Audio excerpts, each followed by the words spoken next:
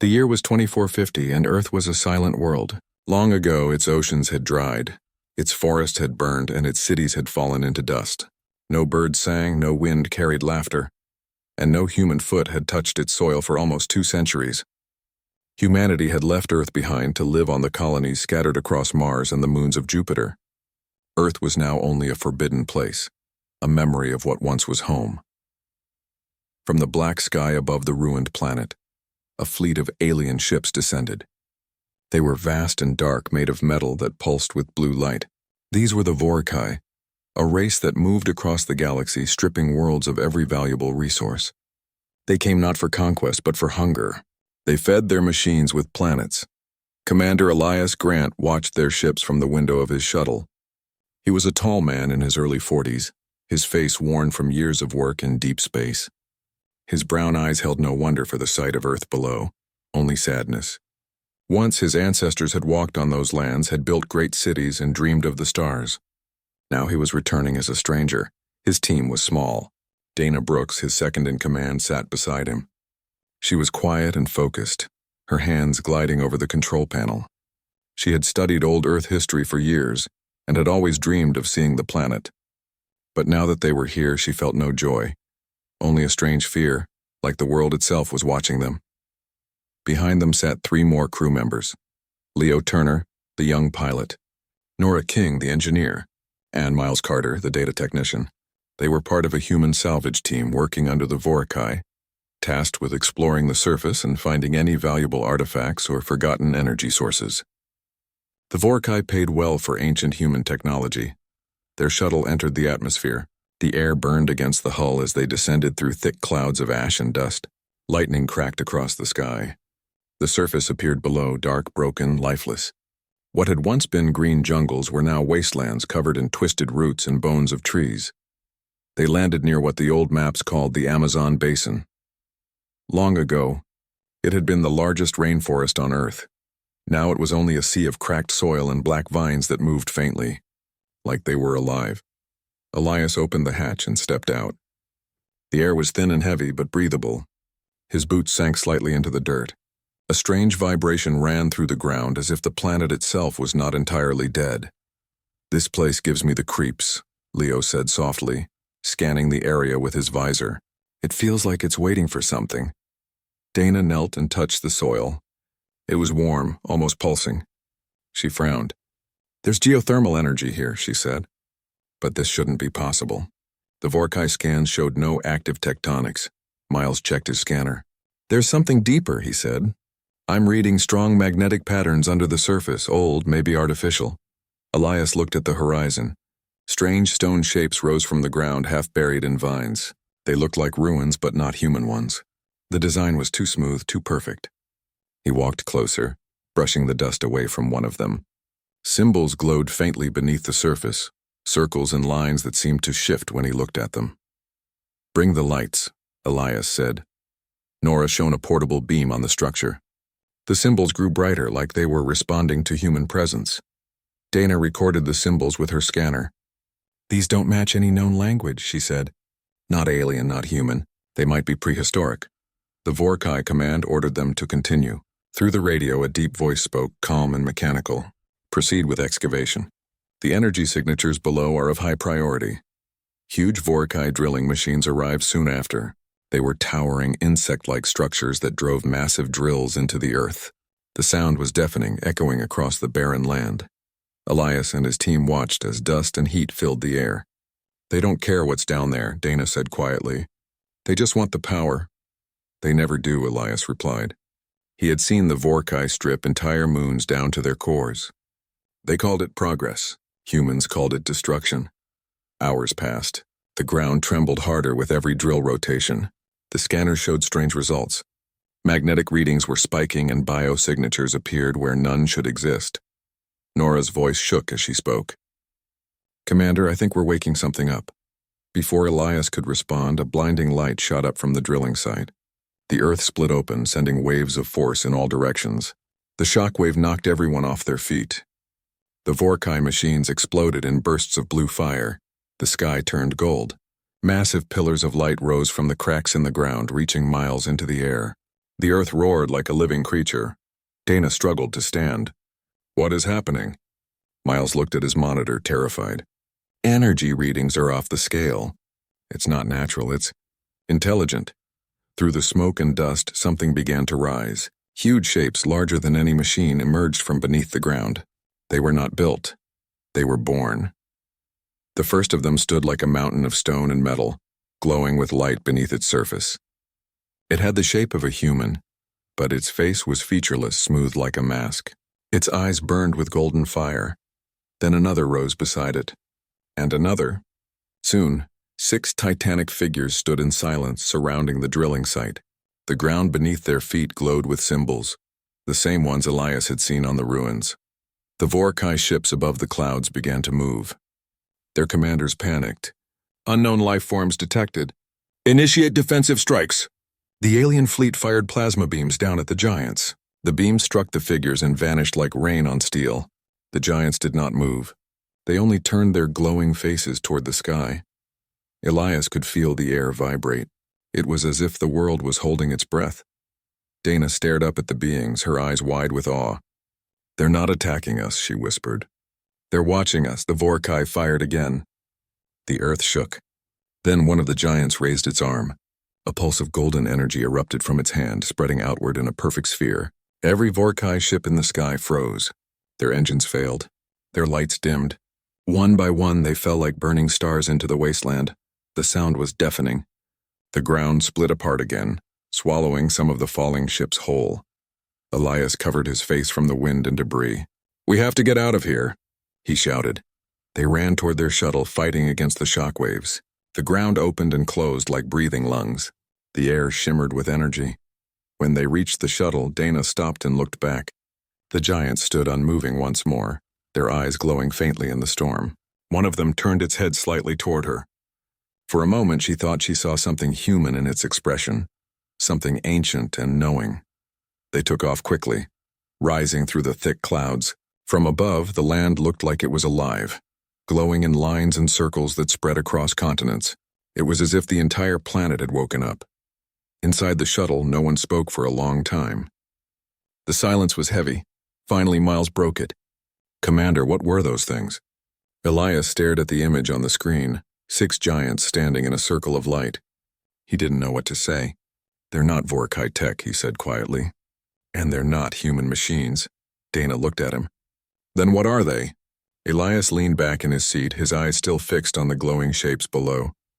I don't know, he said. But they didn't destroy us. They destroyed them, maybe they're protecting something.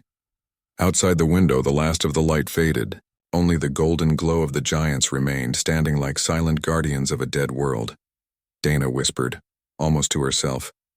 Maybe Earth isn't dead after all. Elias didn't reply. He could still feel the vibration in the air, like the heartbeat of something immense beneath the surface. He had the strange feeling that the planet had just taken its first breath in thousands of years. As the shuttle climbed higher, he looked one last time at the world below. The Vorkai fleet was gone, destroyed in moments. The ruins glowed faintly under the clouds, and in the center of it all the 6 figures stood, ancient, patient, and powerful. Elias spoke softly, almost in disbelief. They scoured Earth for resources, he said, and they woke something far greater than they could ever imagine.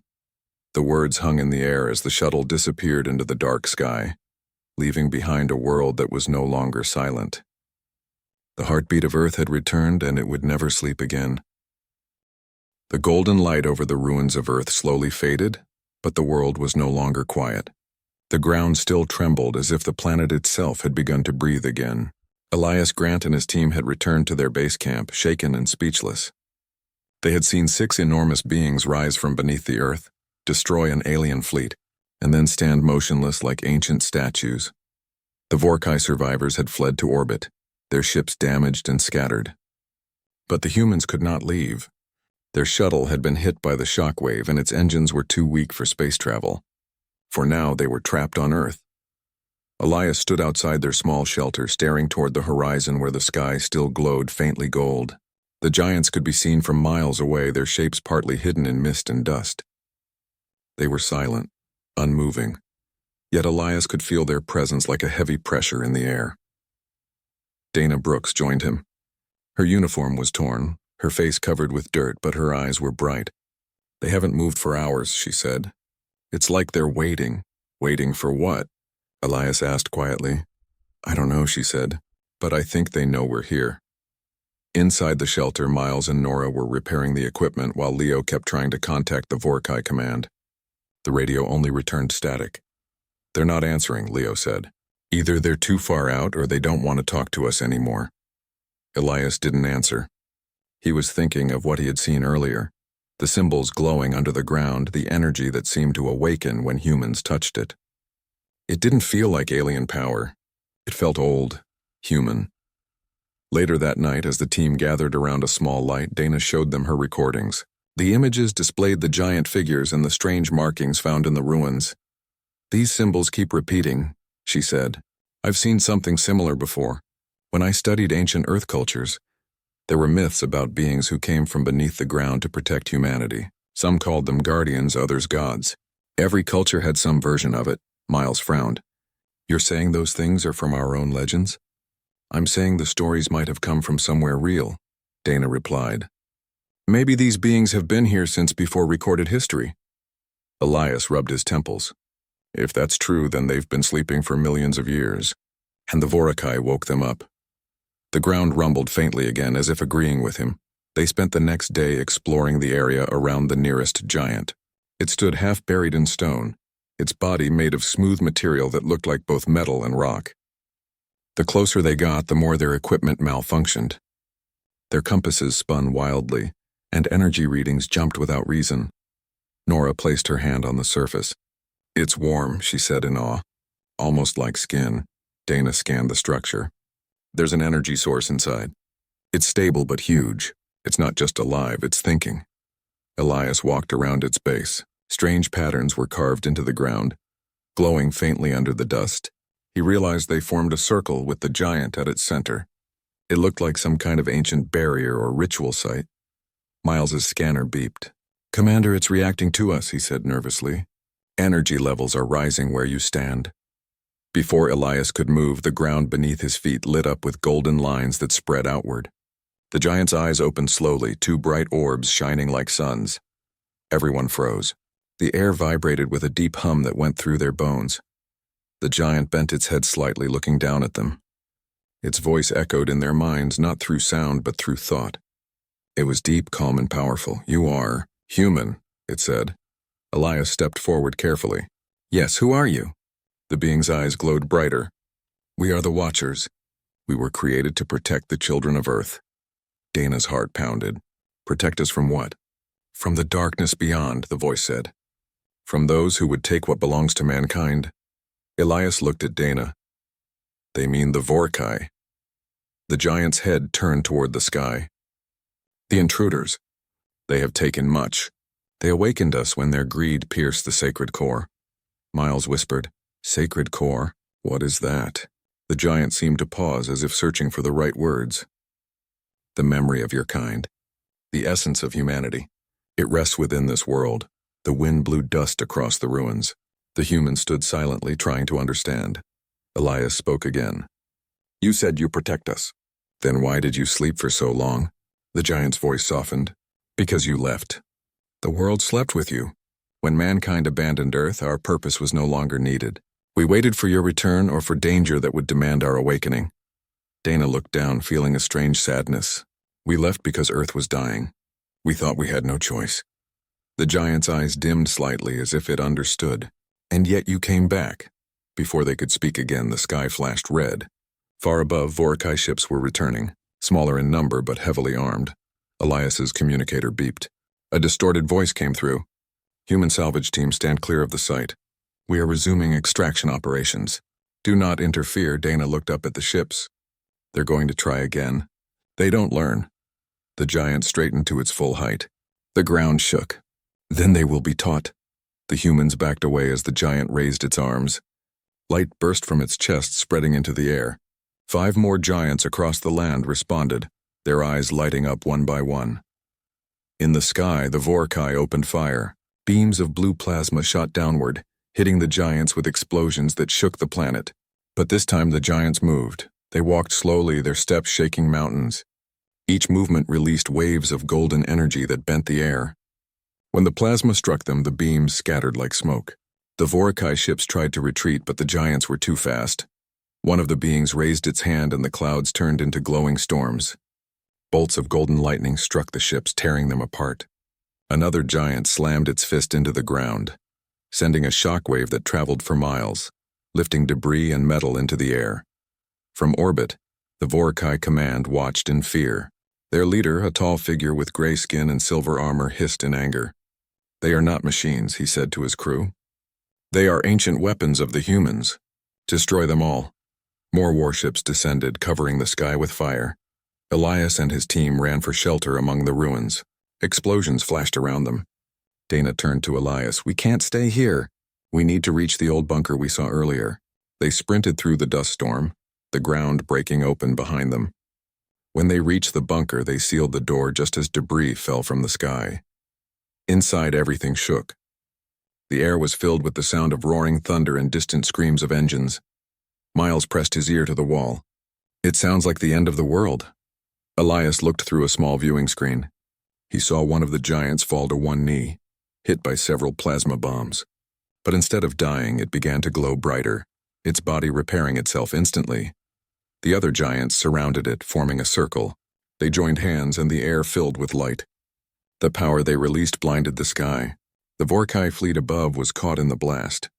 One by one, their ships melted, vanishing into dust. The light faded slowly. Silence returned. When the team stepped outside again, the sky was clear. The giants stood still once more, their bodies glowing faintly. The ground was scorched for miles around, but the humans were unharmed. Dana whispered, "They saved us again." Elias nodded slowly. "They're not just protectors of Earth. They're protectors of us." Miles looked up at the giant nearest them. "But why? They could have destroyed everything. Why save us?" Dana studied the glowing patterns on the ground. "Because that's what they were made to do. They were waiting for humans to return. Maybe they need us as much as we need them." Elias took a deep breath. "We need to find out more. There has to be something here. Records, memory cores, something that explains who built them." Nora pointed toward the distant horizon. "There's an old data vault 200 kilometers east. The Vorakai used to search it for technology. Maybe we'll find answers there." Elias looked at the giants again. Their golden eyes watched silently.